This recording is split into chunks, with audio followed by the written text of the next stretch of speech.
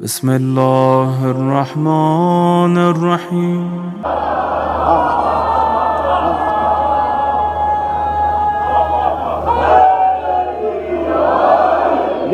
نہیں جن دل کی دھڑکنوں میں علی بستا ہے مل کے نعرہ ہے۔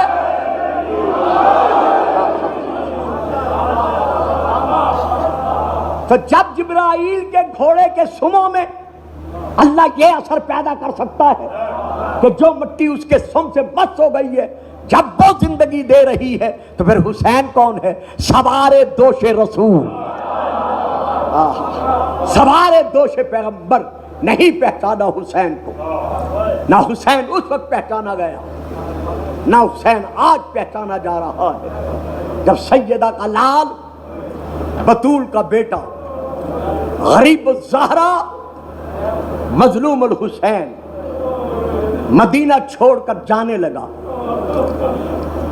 ادھر پورے مدینے کی گلیوں سے، بازاروں سے، محلوں سے رونے کی صدا کے ساتھ ساتھ ایک اور صدا گونجی، الوداع الفراق۔ حسین نے نانا کے مزار پر کھڑے ہو کر روتے ہوئے کہا تھا، نانا بیٹے کا آخری سلام، قیامت تک تیرے زائر تیرے دربار پہ آتے رہیں گے، لیکن آج کے بعد بطول کا بیٹا نہیں آئے گا۔ جناب حنفیہ روتے ہوئے مولا کے پاس آئے، فرزند رسول، جگر گوشہ علی و بطول، گرمی کا زمانہ ہے، گرمی کا عالم ہے، آپ اس گرمی کے موسم میں علی و نبی کی شہزادیوں کو، زہرا کی بیٹیوں کو، 64 مستوریں، 22 بچے، 10 کم سن بچیاں اور باقی چھوٹے بچے آپ لے کر مدینے سے وہاں جا رہے ہیں جہاں اس موسم میں کوئی پرندہ بھی رہنا گوارا نہیں کرتا۔ مولا کیوں جا رہے ہیں؟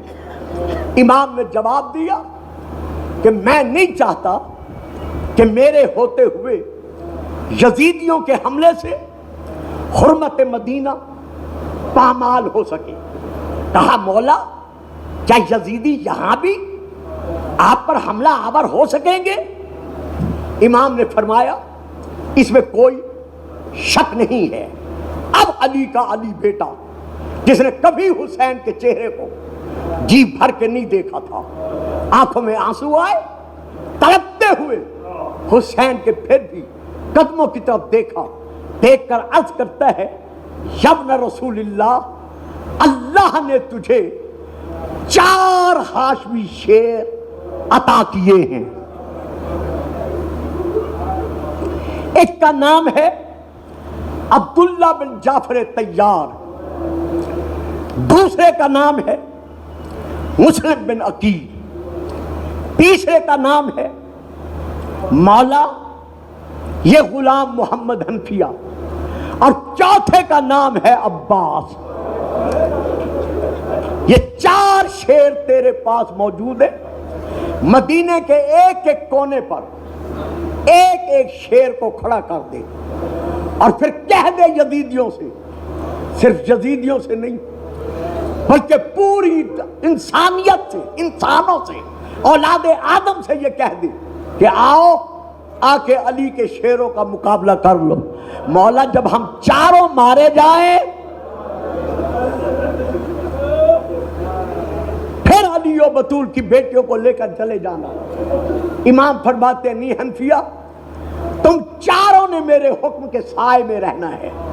مولا حکم فرمایا، حنفیہ تمہیں میں اپنا نائب بنا کر مدینے چھوڑ رہا ہوں، تم نے سفر میں میرے ساتھ نہیں رہنا۔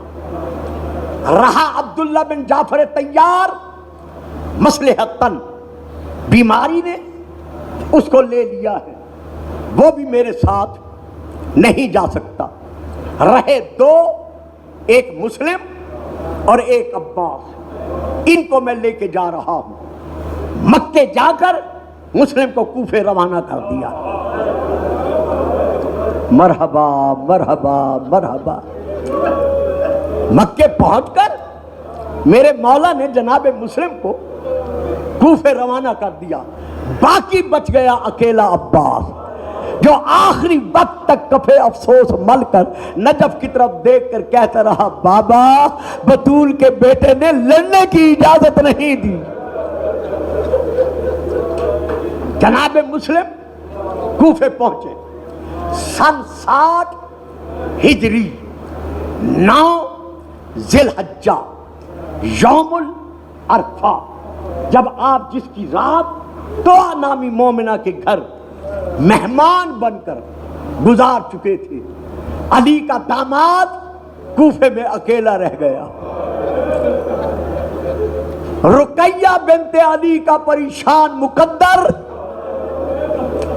بار بار آسمان کی طرف دیکھ کر کہہ رہا ہے، میرے اللہ تجھے محمد کی ذات کا واسطہ حسین کوفے نہ آئے۔ محمد و ابراہیم کا بچھڑا ہوا باپ رات طوع نامی عورت کے گھر بسر کی، سب ابھی تاکیبات نماز سے فارغ ہی ہوئے تھے کہ آپ کے کانوں پر گھوڑوں کے ٹاپوں کی آواز پڑی۔ جلدی سے یہ علی کا شیر اٹھا، اٹھ کر ہتھیار سنبھالے، اپنے آپ کو جنگ کے لیے آمادہ کیا۔ تو وہ آگے بڑھی، ہاتھ باندھ کر کہتی ہے، میرے سردار، میرے مولا، خیر تو ہے؟ آپ نے اپنے بدن پر جنگی سامان سجا کر تیاری کر دی ہے؟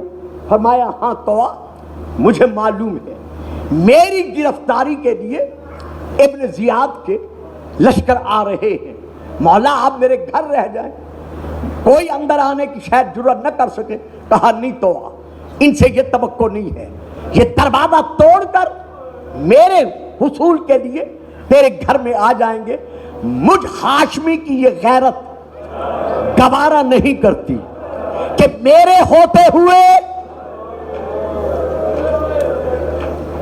تجھ جیسی پردہ دار مومنہ کے گھر یہ بغیر پردہ کرائے چلے آئیں۔ اب میں آپ کی طرف سے بھی اور اپنی طرف سے بھی ہاتھ باندھ کر کہتا ہوں، مولا مسلم، کوفے میں تو آپ نے اتنا گوارا نہ کیا کہ کوفی بغیر پردہ کرائے آپ کی کنیز طوع کے گھر چلے آئیں، لیکن ہائے شام غریبہ،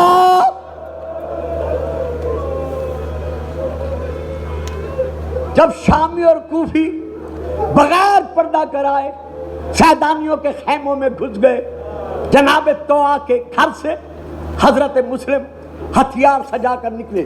محمد بن اشعث ملعون پہلے اپنے ساتھ 180 لشکری لایا تھا، پھر اس نے 300 اور منگائے، اس کے بعد 500 بمطابق تاریخ اور طلب کیے، پھر 1200 لشکری اور منگائے، جس پر ابن زیاد نے پیغام بھیجا کہ ایک مسلم سے لڑنے کے لیے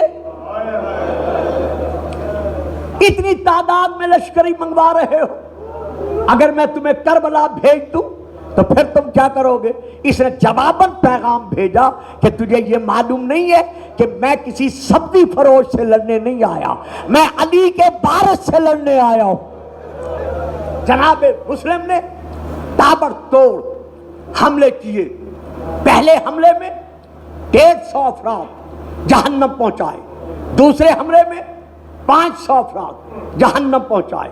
جب چاروں طرف سے ان ظالموں نے دیکھا کہ مسلم ہمارے بس سے باہر ہے کہ ہم اس پر قابض ہو سکیں، تو اب اس محمد بن اشعث ملعون نے کیا کیا؟ محلے کے تمام گھروں کی، مجھے معاف کر دینا اگر کسی کے لیے یہ فکر سخت ہوں، میں بڑے نرم لہجے میں پڑھوں گا، تمام عورتوں اور تمام محلے کے گھروں کے بچوں کو حکم دیا کہ اپنے اپنے مکانوں کی چھتوں پر چڑھ جاؤ، جس کے گھر کے چولہے میں جتنی جتنی آگ ہے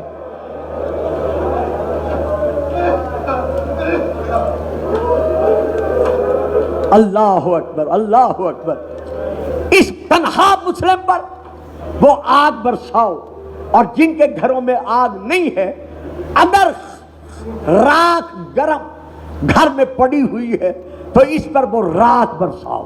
اب آنکھیں بند کر کے ذرا تصور کرو، اکیلا مسلم ہے، سر سے پاؤں تک خون میں ڈوبا ہوا ہے، چاروں طرف سے تیر اور تلواریں آپ کے جسم پر ٹوٹ رہی ہیں، لیکن جب اوپر سے آگ برسی، لاٹھیاں برسی، راکھ برسی، تو اب تاریخ میں درج ہے کہ مسلم کی آنکھوں میں اندھیرا چھایا، آپ پیچھے ہٹتے ہٹتے ہٹتے ایک دیوار کا آپ نے سہارا لیا، کمر دیوار سے لگا کر مکہ کی طرف دیکھ کر کہا، زہرا کا لال کاش آج میرے پہلو میں عباس ہوتا۔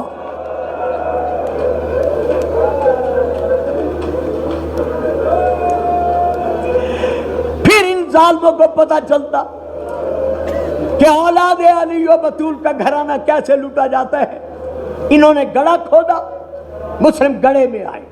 ایک تعریف یہ ہے کہ ایک ظالم نے بڑھ کر زخمی مسلم کے کمر میں زور سے نیزہ مارا، نیزہ اتنے زور سے لگا کہ جناب مسلم زمین پر گرتے ہی محمد بن اشعث ملعون نے آپ کی پیشانی پر اتنی زور سے تلوار ماری کہ تلوار دماغ تک اتر گئی، پیشانی پھٹ گئی، اوپر کے لب پھٹ گئے، دندان مبارکہ شہید ہوئے۔ آپ کے گلے میں توق ڈالا، ہاتھوں میں زنجیریں ڈالی، آپ کو قیدی بنایا، قیدی بنا کے لے چلے۔ کس عالم میں؟ یہ ہے آپ کے گلے میں توق۔ اس ظالم نے ایک زنجیر لی، اس زنجیر کا ایک کونا جناب مسلم کے گلے کے توق میں باندھا، باندھ کر یہ خود گھوڑے کی زین پر بیٹھا۔ اب میں پڑھ نہیں سکتا، صرف رونے والے مومنین خود تصور کر سکتے ہیں۔ گھوڑے کی زین سے اس نے وہ زنجیر باندھی جس کا ایک سرا ایک کونا اس ظالم نے جناب مسلم کے گلے کے توق کے ساتھ باندھا تھا۔ اب یہ زین پر بیٹھا، زین پر بیٹھ کر اس نے گھوڑا دوڑایا۔ رونے والوں، مسلم کبھی دائیں گرا، کبھی بائیں گرا۔ اللہ اکبر۔ تاریخ میں 4 شخصیتیں مظلومہ ایسی ہیں، مظلوم ایسے ہیں جن کے گردن کی زنجیر کو گھوڑے کے زین کے ساتھ باندھا گیا ہے۔ پہلے نمبر پر جناب مسلم ہے، دوسرے نمبر پر آپ کے دونوں یتیم بیٹے محمد و ابراہیم۔ جب ان کو حارث نے قیدی بنایا تو اس نے بھی ان کے گلے میں توق ڈال کر زنجیر گلے میں باندھی۔ یہ وہی شہزادے ہیں جب جناب مسلم کو شہادت کے لیے دار العمارہ کی چھت پر کھڑا کیا گیا تو آپ کی آنکھوں میں آنسو بھر آئے۔ عمر بن ابن حمران یہ کہتا ہے کہ مسلم موت سے ڈر کے رو رہے ہو؟ فرمایا نہیں۔ پھر کیوں رو رہے ہو؟ آپ آگے بڑھ کر نیچے میدان میں مسلمانوں کا بہت بڑا جم غفیر دیکھا،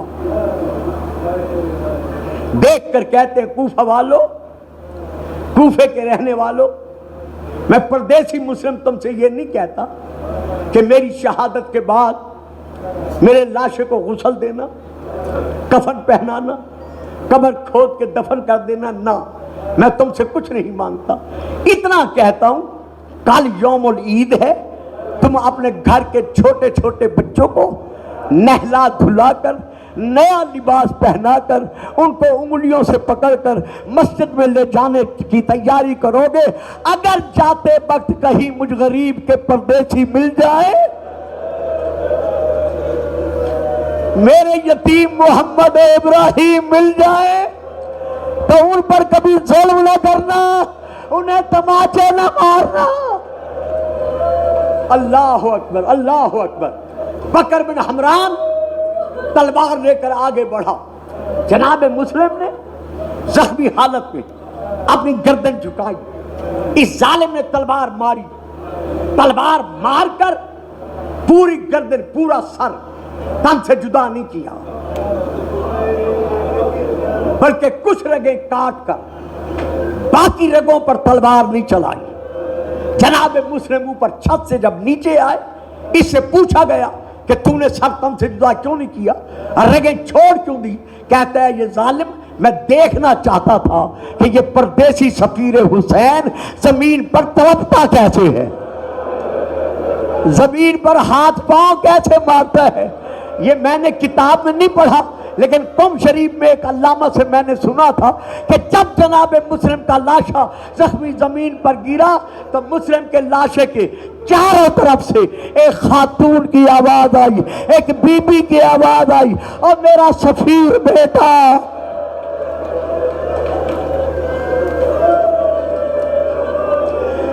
और मेरा मजलूम बेटा, मैं फातिमा जन्नतुल बकी छोड़कर तेरे गम में रोने आ गई हूं। लाशा जमीन पर गिरा।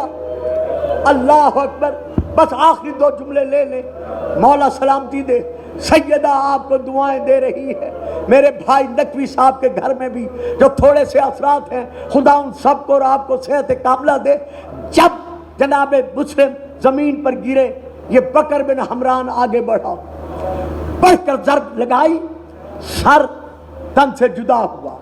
हमेशा ये दस्तूर रहा है कि जिस इलाके के मुसलमानों को ये पता चल जाए कि ये परदेसी, ये मुसाफिर, ये गरीबुल वतन मरने वाला मुसलमान था, वो चंदा करके उसे गुस्ल भी देते हैं, कफन भी पहनाते हैं, दफन भी करते हैं, नमाज जनाजा भी पढ़ाते हैं। लेकिन हाय कूफे जैसा शहर, अली का दामाद मुस्लिम, मुसलमानों ने क्या सलूक किया?